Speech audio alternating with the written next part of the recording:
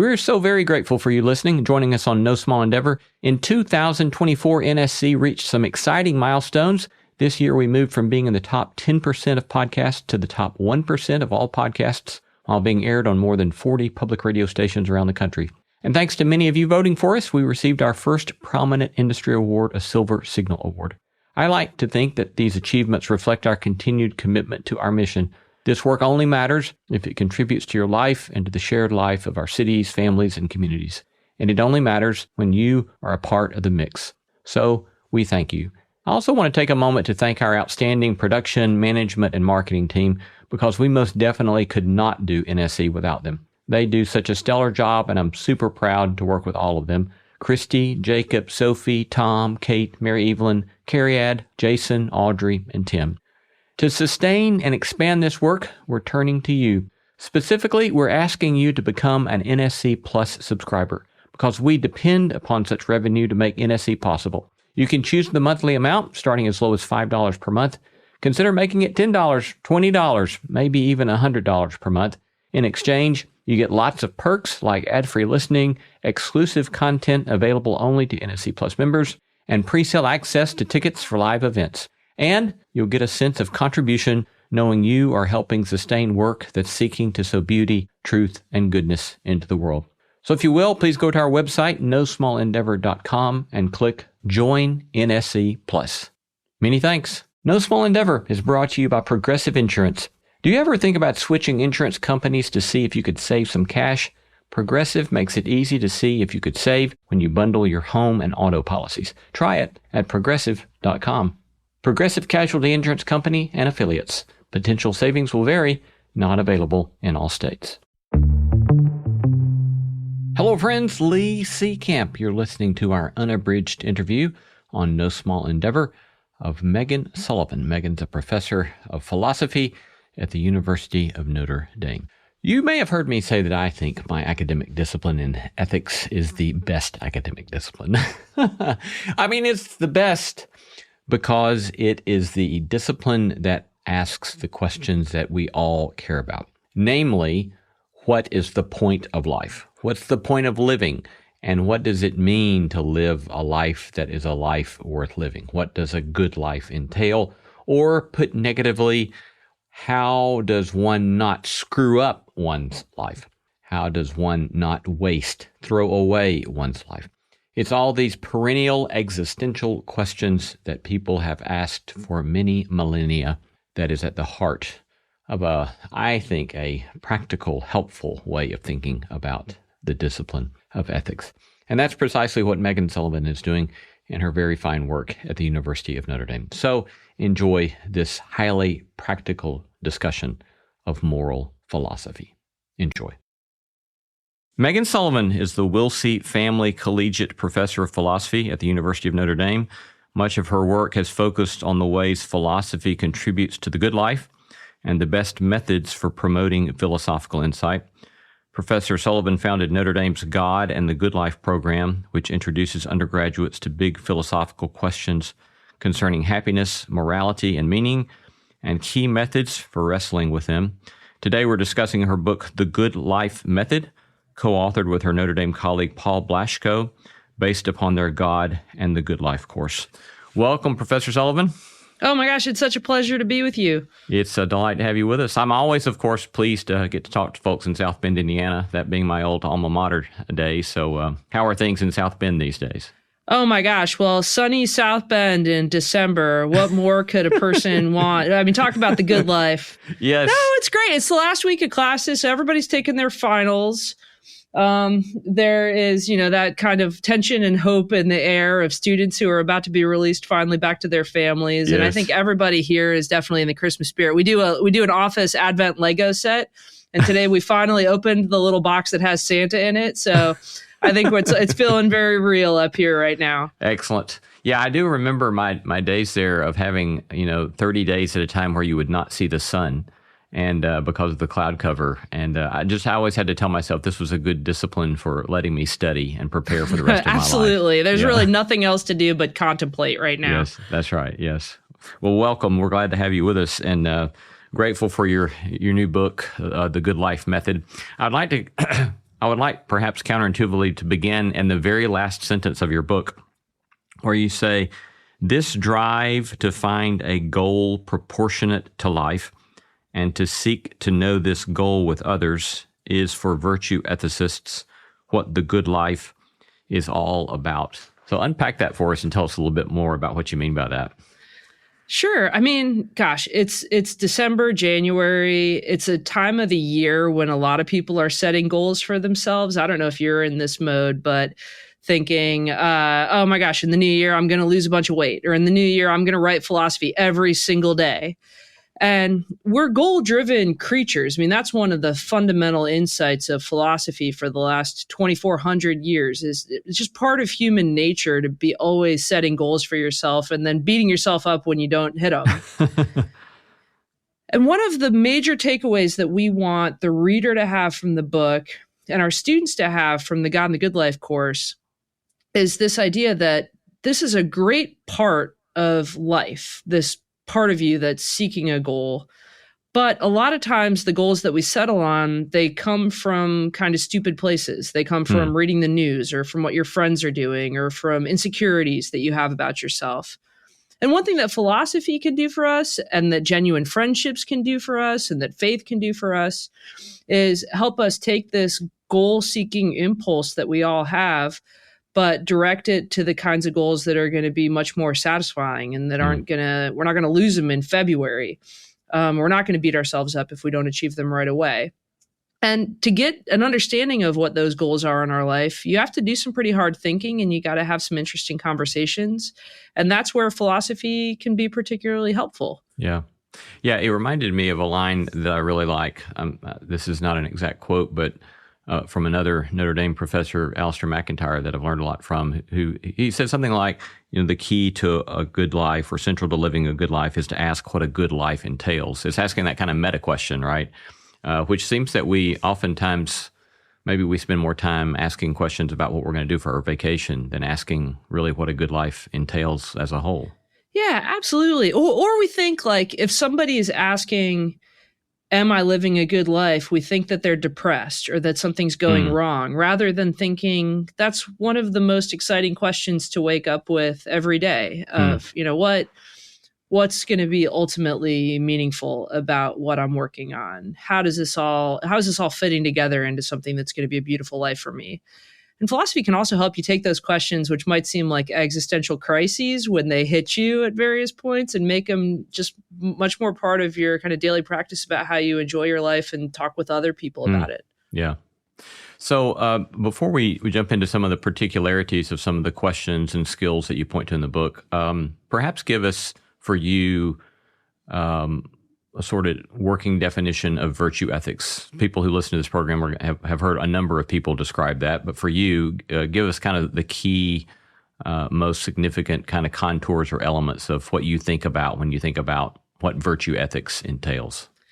Yeah, I think unfortunately, when a lot of people hear the word virtue, it conjures like this Victorian woman who is very polite and very well dressed and totally pure and innocent. And that's not what we're talking about when we talk about virtue ethics. It's this tradition that actually got started in the Western world. It got started in ancient Greece with Plato and Socrates and Aristotle. And in the East, it got started with Confucius, roughly the same time. So again, about 2,400 years ago, 2,500 years ago.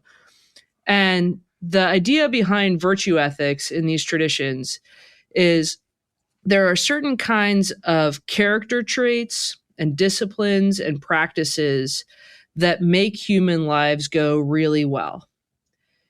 And having an ethics is like having a work ethic. It's like having this goal in mind about what those practices and habits are and having the drive to work on them and to try to develop them. And over time, philosophers have changed their mind about what exactly those goals should be. That the Greeks really prized courage as one of these virtues, and they really wanted to help coach each other on really understanding what courage was and how to implement it. And courage in ancient Greece meant, having the courage to face down the Spartans or having the courage to, go to war with the little city next door. Now, courage is still a virtue, but courage in 2022 looks pretty different than it looked like in ancient Greece. And so a virtue ethicist will help you ask first this question of, are you brave enough? And two, what does that actually look like in the context of the life that you're living? And how can philosophy help you get better at picking that as a goal?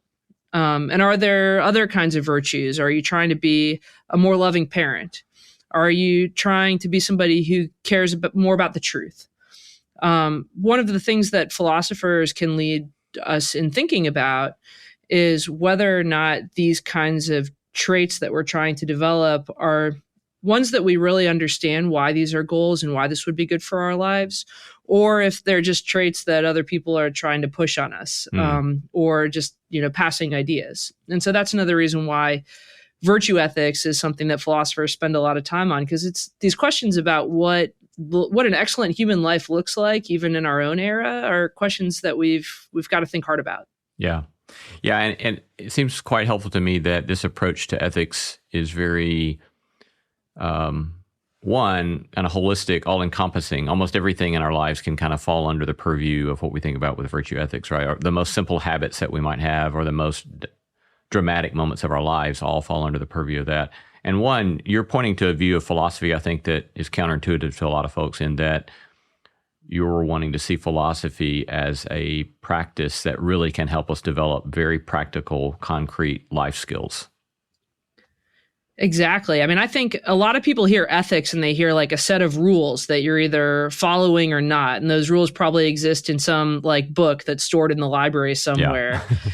And the thing I love about virtue ethics is it's not that sense of ethics at all. I mean, there are some absolute rules that people ought to follow, and you should understand why those hold. But ethics is so much more than that. It's very much this question of like, what do you want to be?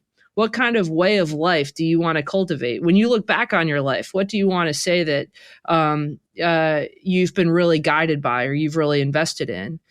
And that's inspiring. I mean, nobody gets out of bed in the morning thinking like, I'm so excited to follow the rules today. That's not the kind of thing that pushes you forward. But this idea of having goals in mind that are increasingly refined and that you understand more deeply and have shared with others, that really motivates us to change our way of life. So you said you highlight 4 skills throughout the book. You kind of began the book with this, and you recap it at the end, and then weave these through a number of chapters in the book. So these are strong questioning, agency, loving attention, and making meaning. And so let me begin with that first one, strong questioning. And note that at least in one chapter where you're especially dealing with strong questioning and thinking about the importance of truth, you introduce this philosophical term, bullshit, that's very important for you throughout the book. Technical term. Technical term. That's right. Talk to us about that. Good. So actually, we didn't make bullshit philosophical term. That credit goes to Harry Frankfurt, this really wonderful Princeton philosopher who wrote an absolutely beautiful book about 20 years ago called On Bullshit. And the basic idea is some people genuinely care about the truth and try to find it. This is a virtue. Like you're the kind of person who admits when you're wrong. You're the kind of person who feels bad if you tell a lie. And that's a character trait you can build in yourself. Anybody who's parented a 3 or 4-year-old knows what it looks like when it's hard to get that virtue trait going. Some folks, unfortunately, are liars. And these kind of people, maybe some of them are leading major corporations right now or politicians that they really have no problem at all looking you in the eye and telling you something that they know to be false. And the interesting thing about liars, according to Frankfurt, is they know the truth. They're just trying to push you away from it. But then there's this third category, which is philosophically interesting and also, important to recognize in ourselves. And this is the bullshit. And the deal with the bullshit is he or she doesn't even care about the truth. They never even bother to ask themselves this question about what's true or false. So like a liar knows what's true and is trying to lead you away from it. But a bullshit just doesn't even care about the truth. And the Greeks, Socrates, his whole career in Athens 2,400 years ago was dealing with bullshit.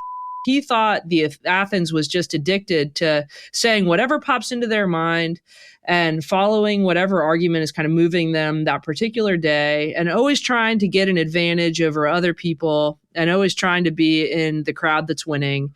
And just at the end of the day was not willing to sit down and ask themselves hard questions.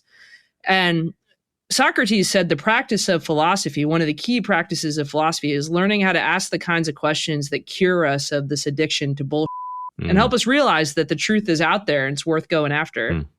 And I think, especially in a democracy where people enjoy free speech and where we're all trying to convince each other to vote for our favored cause or to come alongside us, it's really, really, really important for Greek democracies and for American democracies and the kind of people who are trying to live good lives in a democracy to care about the truth and to not just care about whatever view is the loudest at the moment.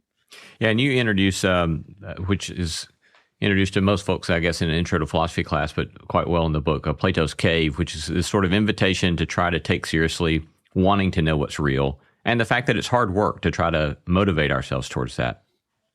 Yeah, the interesting thing about Plato is he's trying to give his friends advice about how to care more about the truth. And he realizes it's difficult because one thing everybody knows is if you go home for the holidays and you're talking with a family member who really disagrees with you about religion or politics or Prince Harry and Meghan Markle, whatever the hot button issue is, if you're having a discussion with somebody and you're really not on the same page, you can't really argue them into caring about your point of view. Like, Socrates realized this, like getting into arguments with people who you don't think care about the truth the same way you do. It's very hard through argument to convince them to change their minds. And so what Plato tries to show his students is that there's another way of helping people realize that you care about them and you care about the truth. And this is the famous allegory of the cave. He says, when you really come to care about the truth, it's really like coming to see things in a new way that's different from the way you were seeing or experiencing the world before. And Plato says the most important thing we can do for each other to make us the kind of people who care more about the truth and are able to be better friends and able to love each other more is to help people realize that we care about seeing the beautiful in our conversations, that the truth, when we both get it, is going to be good for both of us. And so famously, he says that the experience of coming to care about the truth is like realizing you've been living your whole life in this dark cave, just seeing shadows.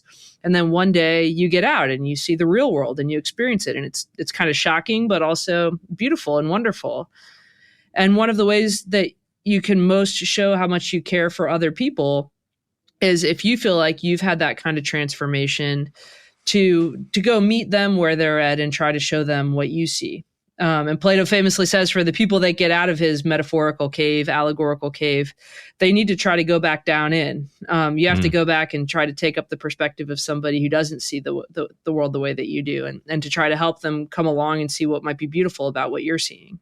And that's not as like coercive, that's not argumentative, that's not getting into fights with people, but really helping try to describe what you're seeing in a way that might bring them alongside you. It is, though, potentially controversial and difficult, I guess, is exhibited by Socrates on death. Yeah. Well, I mean, Socrates, the Athenians got so sick of Socrates trying to care about the truth that they killed him. That's the famous end of that story. And y'all have made a lot of the charge against Socrates of corrupting the youth. Oh, yeah. I got a huge banner in my office, this like 4-foot banner that's Notre Dame colors, blue and gold. And it just says in huge letters, corrupt the youth, which is the motto of our course. So along with kind of strong questioning, what might be, how would you summarize the challenge then to your students of what does it mean or look like for them as individuals or as individuals within a community to do the practice of strong questioning? Good. So one of the key distinctions we talk about in the book, and I talk about with all my philosophy students, is the difference between a prosecutor question and a dinner party question. So a prosecutor question is honestly a weak question. That's the kind of question you ask somebody to try to pin them down or to get them on the record. So I say, suppose I want to get into an argument with my neighbors about why they send their kids to private school rather than public school. That's the thing I want to talk about, the nature of education. I might find my neighbors and say, don't you care about the public school system? When I find out they send their kids to private school. And I'm trying to get them on the record of saying, like, confirming what I already believe about them, which is that they hate the community. And those kinds of questions, they shut down dialogue. They definitely don't build up trust. And honestly, they're not great questions because I already think I know the answer. A dinner party question, and anybody who's great at hosting dinner parties knows how challenging these can be to find. But a dinner party question is a question that gets the conversation going. A really good dinner party question, the person who asks it generally cares about the answer, genuinely cares about the answer, and also doesn't know what the person's going to say next. So it invites this opportunity to learn or see something that you're not currently seeing in the situation. So maybe a dinner party question about education, suppose that's the thing I really want to talk with folks about, is tell me a little bit about the best moments you had when you were coming up through school and the hardest moments that you had when you were coming up through school.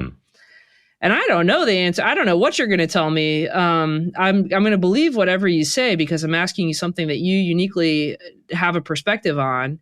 And I'm definitely going to learn something about your philosophy of education by hearing the answer. And I'll probably have a bunch of follow-up questions after that. That's a great dinner party question. It invites conversation, and there's going to be something new and true that I didn't know before that you're going to supply for me.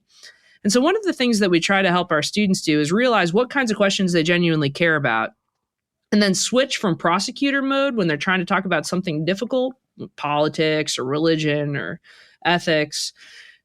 Encourage them to have difficult conversations, but to not do it like prosecutors and instead to do it like a philosopher or somebody who's hosting a dinner party. Yeah, very helpful.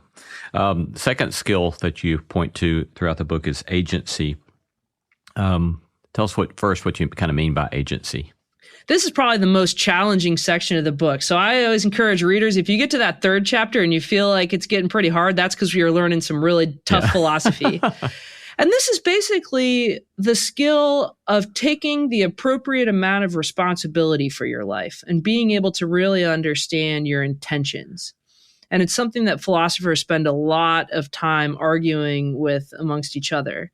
So which kinds of things in life just happen to you or are part of the system that you're working in? And which kinds of decisions are ones that you're genuinely making and influencing?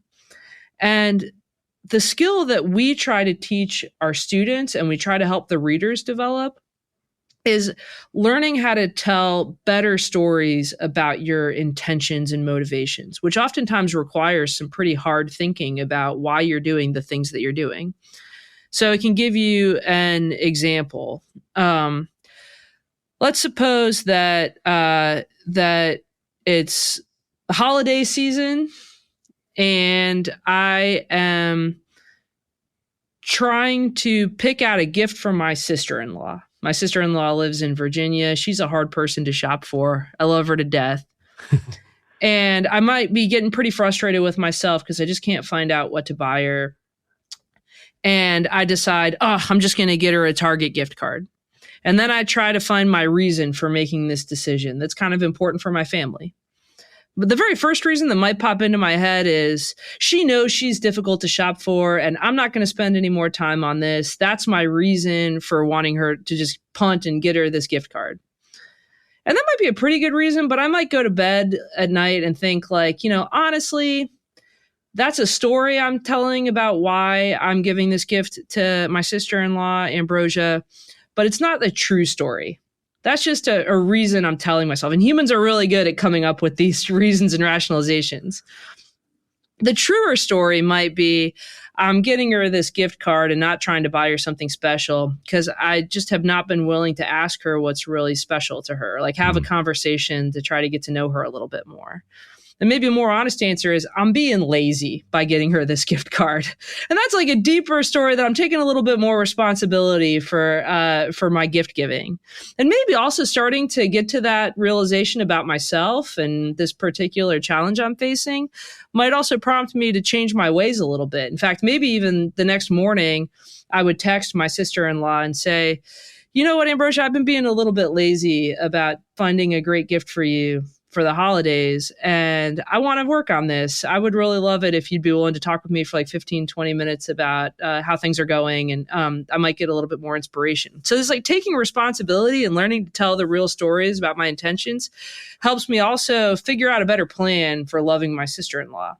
Philosophy is really good about, this gets into our bullshit point from just a minute ago, but one of the things philosophers have always put as one of their goals is helping us learn how to police ourselves for these like bullshit reasons and intentions, and learn how to get a better handle about why we're doing the things that we're doing. So hopefully we can change. Yeah, I can imagine someone listening though and saying, this is the problem with you philosophers, is that you have to think so much about whether or not to buy a Target gift card. Yeah. All right. So how would you respond and say, wait, it's not just about, is it just about the Target gift card, or is it about something much more? I'll tell you, my family hates talking philosophy with me. So one of the easiest ways for me to kill Christmas with my brothers and my sister-in-law is to make it all about philosophy, because they just want to get on with their lives. They have real jobs. I think that it's important to realize, one, we all do this kind of self-reflection. You might not realize that it's philosophy, but everybody worries about their relationships, and everybody, part of having a conscience is just realizing sometimes we're not doing as good of a job as we can about things that are under our control. But also, I think that loving people and caring about your actions philosophically doesn't mean that you're always describing yourself using philosophy jargon.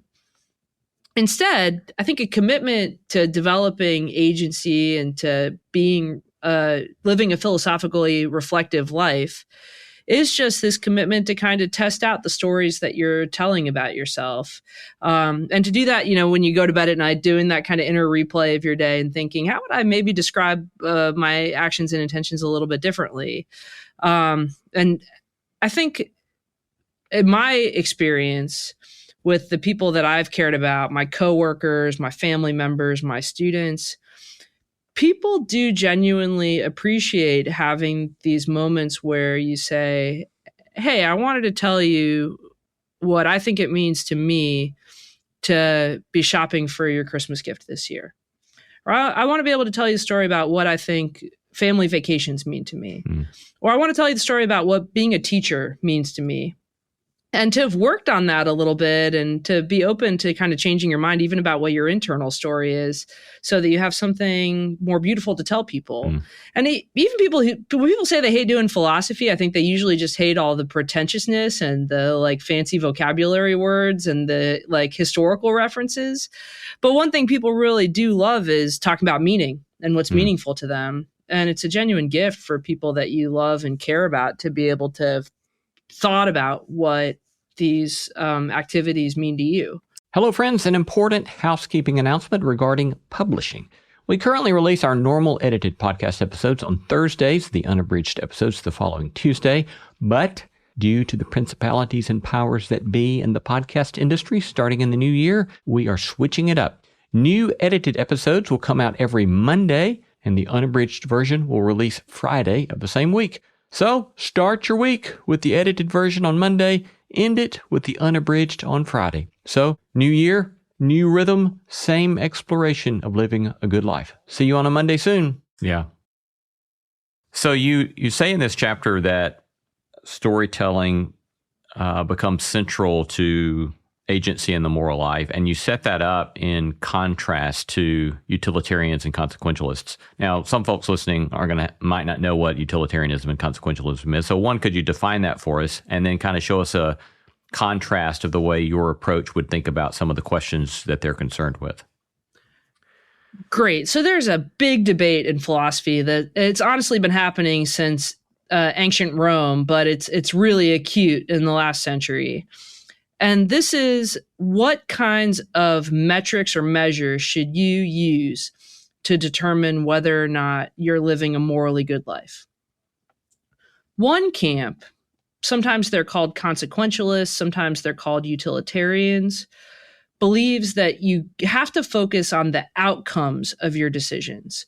So how much good do you push out into the world as a result of your choices? How many people are helped and how many people are harmed as a result of your decisions? And it's really like a metric. You just measure at the end of the day, did I do my best to try to promote as many good things as possible?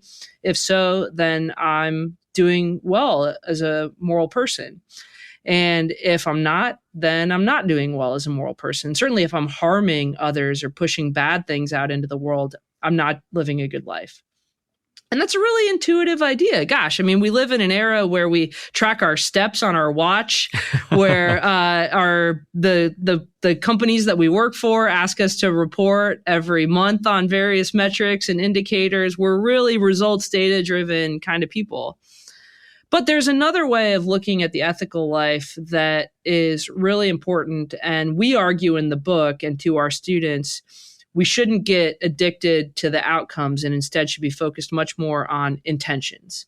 So this is the second camp. And this is really where a lot of virtue ethicists traditionally fall, is you can't tell whether or not somebody's living a good life or doing their moral duties just by looking at the outcomes of their decisions and not without checking the inner stories that they're telling.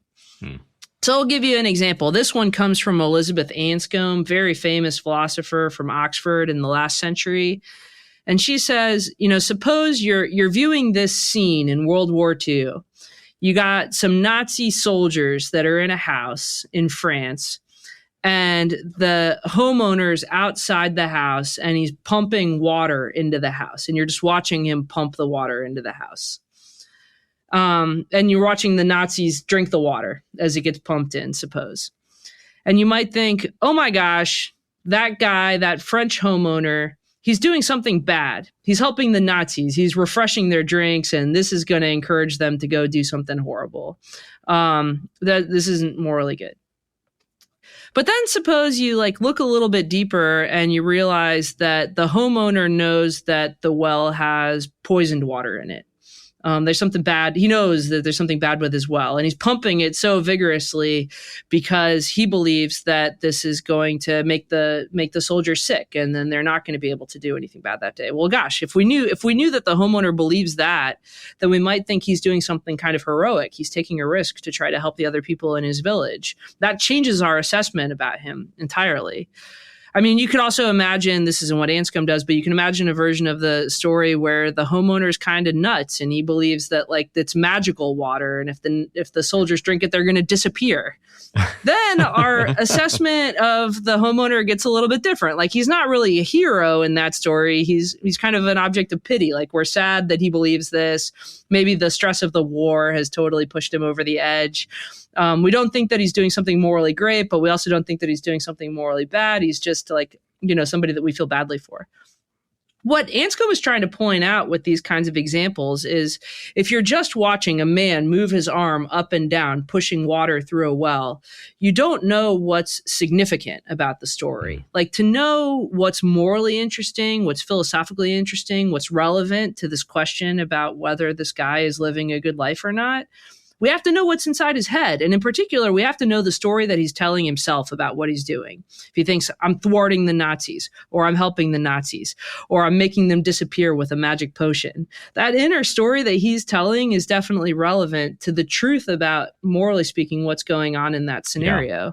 And that's something that doesn't just have to do with the consequences, measuring at the end of the day what happens in the event. It has to do with that person's mind and his will. Yeah. Yeah. And I found fascinating that this approach then means for our own selves individually that there's a higher or a more all-encompassing sort of standard here, that as opposed to just thinking of doing the right thing, however we might define that, I have to ask myself questions about what was my attitude, or it's the whole continence versus a more genuine virtue notion. So maybe talk just a little bit about that. Yeah, I mean, we could pick a more concrete, more day-to-day example than Anscombe's French guy and the Nazis. I mean, suppose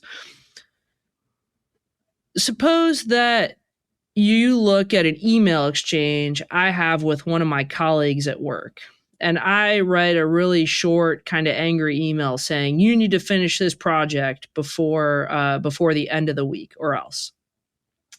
And the person gets the email and they work really hard on the project and they finish it, and everybody does better as a result of the project getting finished. You might think, well, gosh, me sending that kind of snippy email had great consequences. Project got finished on time and everybody's happy about it. If you're a utilitarian or a consequentialist, you might think at the end of the day, just send whatever emails encourage the best results overall for the project and the team. Don't worry so much about your plan or your strategy or why you address people that way. But if you're a virtue ethicist, you might think, look, every time I send one of those snippy project management emails, I make myself into the kind of person that cares a little bit less about my colleagues or is not willing to take the extra time to sort of think about you or your feelings. I make myself into the kind of person that's kind of maybe just a cold machine at work rather than somebody who's like a caring human boss. Yeah. And that's a bad thing. If the story in my mind is just like, you're a cog for helping me complete the project efficiently, thinking that way about you and thinking that way about my relationship with you is going to make me into the kind of person that is less of a virtuous coworker and probably less of a good boss and somebody that cares less about the common good. And so these kinds of questions, interrogating somebody's intentions and also being open-minded for people to tell you their intentions. Like if you get upset because you got that email from me and you want to know where it's coming from, we should be able to have a conversation about it. And you should also be willing to forgive me if it says like, oh, I was just having a bad morning. I hadn't had my coffee yet. I didn't mean it. Being able to do that kind of moral work is also a part of the good life. It's part of being a good boss and being a good coworker. And that goodness can't be measured in just the outcomes. It's measured in the reasons. Yeah. Yeah. And asking that question, at least one of the questions being there, what kind of person am I becoming by doing this particular thing, especially doing this particular thing habitually? Exactly. And that's the key thing for Aristotle, who's kind of the spirit animal, the major philosopher of our project and our book. Aristotle says we are not the people that we think we are. We're the kind of people that our habits make us into. And so focusing on, these even seemingly thoughtless day-to-day things is like snippy emails or ways that we kind of ignore others. That's crafting us into the kind of person who's callous, who has certain vices. And philosophy and good relationships and good communities help us avoid that kind of slow habituation into somebody who's not a great person. Would you just repeat that one line for us? It's worth contemplating. We're not the kind of person we think we are, but we're the kind of people that we're not the kind of person that we think we are, but we're the kind of person that our habits are making us into. Yeah, very helpful. So a third major skill you talk about in the book is loving attention, and you have a chapter entitled "Love Attentively." Talk to us about this skill. I think so many of us think that love is something that we do to other people. We show that we love our kids by taking them to soccer practice and by spending lots of time with them and by ordering them to eat their vegetables and by buying them expensive gifts. And like love is a verb. This is it's a common phrase you hear. It's something that we do and show for other people. And that is true.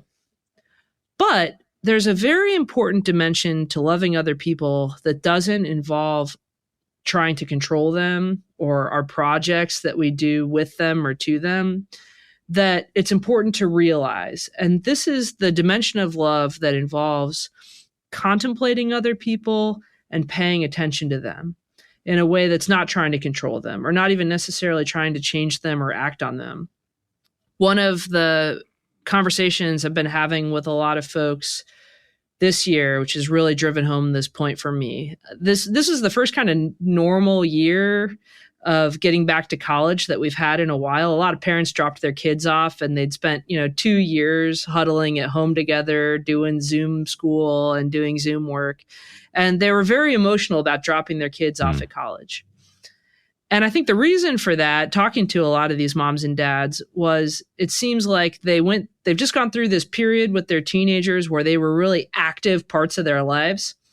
And now their kids are moving to Notre Dame, or they're going away. And it feels like for the parents that they're losing the opportunity to love their kids, because they're not driving them to soccer practice anymore. They're not doing homework together. They're not spending every day together in their homes cooking and talking. And that can feel like a genuine loss for folks. And one of the biggest things we have to do at various points in our lives with people we love is realize that they might move away, or they might be pursuing their own activities, and we have to instead just think about how much we love them and watch their lives unfold in ways where we're not maybe the starring character anymore. And so one of the skills that we try to talk about in the book, because it's really important if you're going to live a long, good life, for you to be able to navigate these transitions in loving other people, and for the ways that you love other people to survive all the different changes that go into a good life. And so we really try to emphasize a point that Plato makes very beautifully, that modern philosophers like Iris Murdoch teach us about, which is developing this skill of paying attention to the people that you love without necessarily trying to control or act with them, because sometimes you're just not able to do that.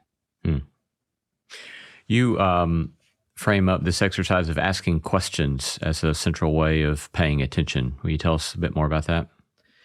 Yeah, so Socrates, that great founder of Greek philosophy, in all of his philosophical dialogues, he's always talking with his friends and he's always asking them questions. And these philosophical skills, they're related. So one of the practices that we encourage for our students and for our readers is to take somebody that you love and try to learn a little bit more about the stories that they're telling themselves about their good life. So one of the ways Aristotle talks about love as becoming a second self to the person that you love, like getting involved in their perception of their life through questions. And we know this, we know this intuitively because we're already kind of practicing it. You might not even realize that it's philosophical, but maybe you're like on a long car ride with your partner or your kids or your parents, and you get bored and you start asking them to tell you stories. Like, tell me stories about your childhood in Las Vegas. Tell me a story about like why your boss drives you crazy. And if they're willing, they start to unspool the story. And a lot of times you feel the love in those moments. Like you feel like you're really getting to know that person. They're revealing or disclosing something about themselves to you. They're being vulnerable maybe. That car ride conversation is a key example of this philosophical practice of trying to gently use questions and curiosity to let the people that you love include you in their inner mental life, the part of them that tells themselves stories about whether their life is going well or not. Not so that you can like decide how you're going to fix them or decide how you're going to make your next move, though maybe you'll get some insight about how to help them, but really just so that you can be part of their story, so that you can hear that internal story about their reasons for living the way that they're living and accept it. And maybe if things are going well, like Aristotle says, you can start to be a second self to them. You can start to like experience their life from the inside, which again, a lot of philosophers have thought the very essence of love is this ability that we have with people that we love to be a little bit on the inside of their life. Very helpful. The last kind of major skill you point us to is making meaning. And especially under this heading, you seem to posit discussions of death, suffering, and God.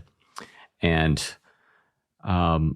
we won't have time to talk about all of those, unfortunately, but I would love to hear you talk more about William James and his famous essay on Take a Leap of his essay, The Will to Believe, out of your chapter, Take a Leap of Faith.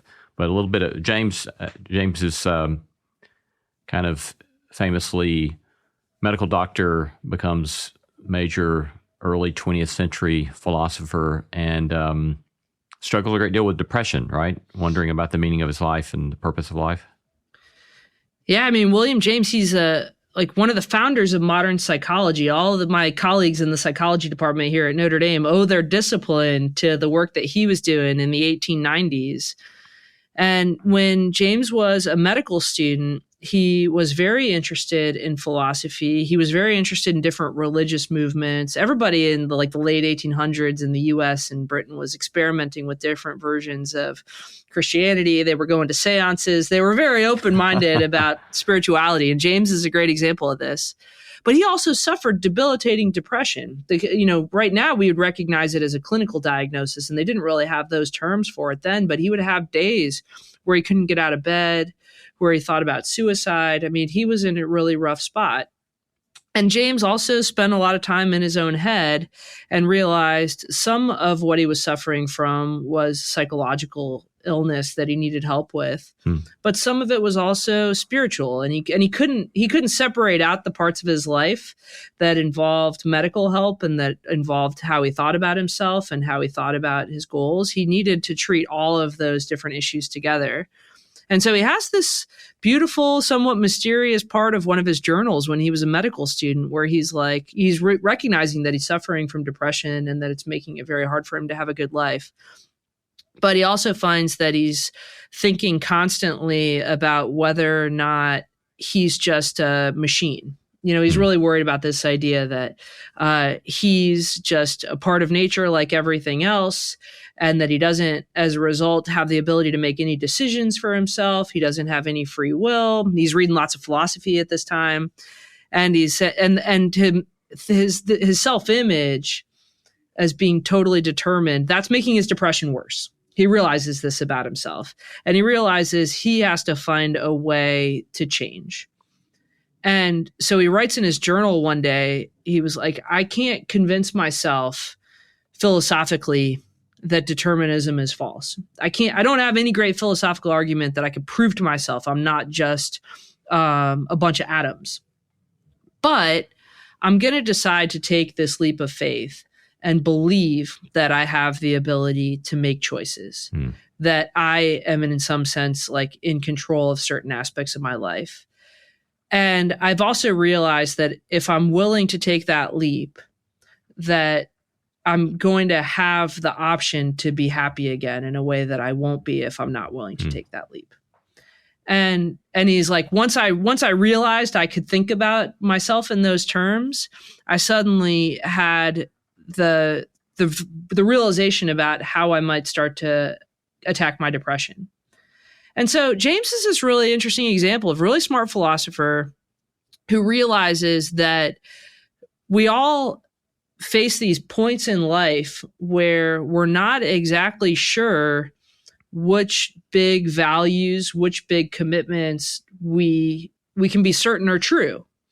If we're going to join a religion or leave a religion that we grew up in, if we're going to decide to believe that this person loves us enough to start a family with them or not, if we're going to decide which movement to join, or whether or not we finally lost faith in Twitter. These are all the kinds of things that are just hard. These philosophical questions are hard. And when we choose, it has the capacity to shape all of our other decisions. I mean, these are really significant decisions that we face in life. But what James wants to urge is, for many of us, there comes a point where we can't wait for more information, or we can't stay indeterminate forever. We can't stay in bed forever wondering. We have to just commit and kind of see what follows. And so James urges us to treat some of these big philosophical questions as these ideas that we leap into. Now, what's really important is William James is very careful to note that you shouldn't leap into just anything. There are genuine risks. We see this very clearly in folks who are willing to take big risks with their businesses, or big risks with morally risky decisions, and then not own up to the consequences of having taken that risk. So James is very critical of entrepreneurs in his writing. He says, I know lots of people who are starting businesses, and other people trust them with this new business venture, and they don't really seek out good enough reasons or good enough evidence about whether or not their adventure is a good one, and they end up hurting people as a result. You could see James being a really, really harsh critic of Elizabeth Holmes or Sam Bankman-Fried or any of these entrepreneurs that are in the news for having made really risky decisions without seemingly caring about the truth, and as a result ended up bankrupt or ended up hurting all of their investors or hurting the people that trusted their product. And James says, we have to take our leaps of faith responsibly. And so one of the toughest philosophical questions that we face in life is knowing when we're at this point when we need to take a leap of faith, and also knowing how we're going to take responsibility if we end up getting things wrong. Yeah, and we won't have time to untangle all of those, but you kind of take us through in the book kind of the three different criteria he sets forward for thinking about when it seems reasonable or rational to take one of those leaps of faith that I found quite helpful in the book. As we get kind of near the end of our time together, I would love to hear you talk more about how philosophy informs your small daily habits. What are kind of things, maybe there are things that you don't even talk about in the book, but what are kind of things that you do to help point you back to these kinds of skills or point you back to major lessons you've learned from a discipline of philosophy? So one thing that's definitely been true for me the last few years personally is we're going through periods where there's lots of change. And it just feels like kind of nothing is solid. Like, things get reorganized at work. There's a global pandemic and now we're all staying home. No, now we're all going back. The news cycle changes every day. It's easy to feel, especially as an adult, that you're just kind of getting bounced around all the time. And you're trying to find a through line. Or you think it's your fault. Like you take, you feel like, oh my gosh, like maybe I should quit my job because it's just not going well. Maybe I should quit the United States of America because I just don't think it's going well. I think one thing that philosophy is really good at doing is when you start to have those anxieties, or you start to be like, man, I just do not really understand what's happened this year. Realizing you don't have to solve that problem all by yourself. In fact, this is the human condition. The ancient Greeks felt this way. Confucius felt this way. People in the Enlightenment have felt this way. We live lives of constant change. And one of the great gifts that we have is the ability to step back and say, all right, how am I going to try to fit together the different pieces of what has been going on? And what kind of story am I trying to tell myself? And maybe what kind of story could I tell people that I care about who are also going through a tough time? I'll give you a concrete example, one that just came up this past week for me.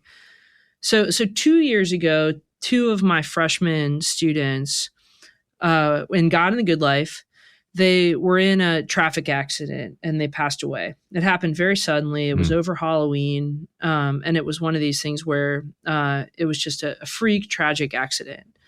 And I remember when this happened, it was, in the 2/3 of the way through the semester, and it was just absolutely devastating. We loved these women and suddenly they're just gone. And it was also, that first fall 2020 year of the pandemic when everything felt like really sad and disrupted.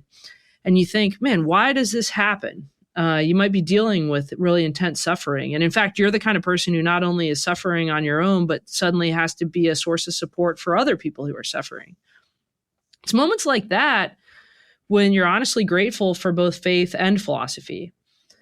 Faith to realize, oh my gosh, this is a really difficult problem that's kind of above my pay grade to understand. And so I shouldn't be so hard on myself if I don't quite know what the right response is right away.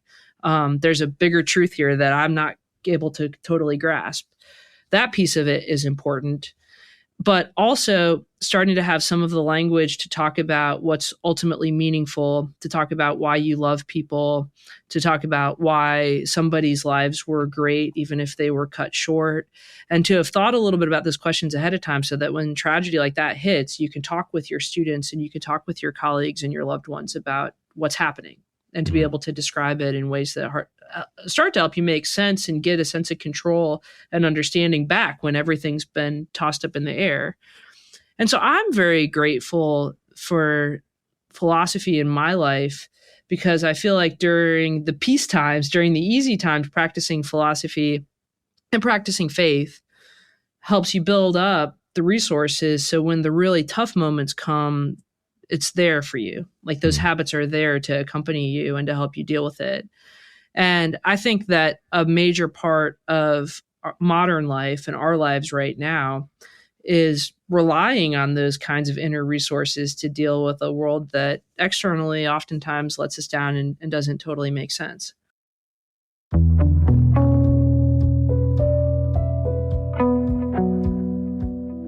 Been talking to Meghan Sullivan, professor of philosophy at the University of Notre Dame, especially today discussing her book, The Good Life Method, co-authored with her Notre Dame colleague, Paul Blaschko. Meghan, thanks so much for your time. It's been a delight to be with you today. Oh, it's my pleasure. Thank you so much.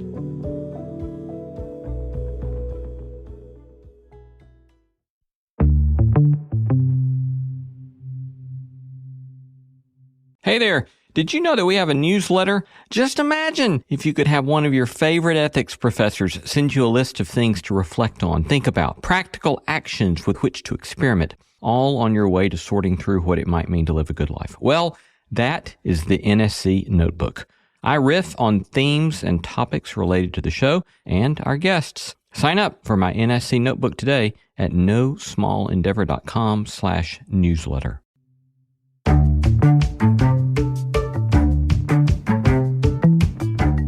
Our thanks to all the stellar team that makes this show possible. Christy Bragg, Jacob Lewis, Sophie Byard, Tom Anderson, Kate Hayes, Mary Evelyn Brown, Carriot Harmon, Jason Sheasley, Audrey Griffith, and Tim Lauer. Thanks for listening, and let's keep exploring what it means to live a good life together. No Small Endeavor is a production of PRX, Tokens Media, LLC, and Great Feeling Studio.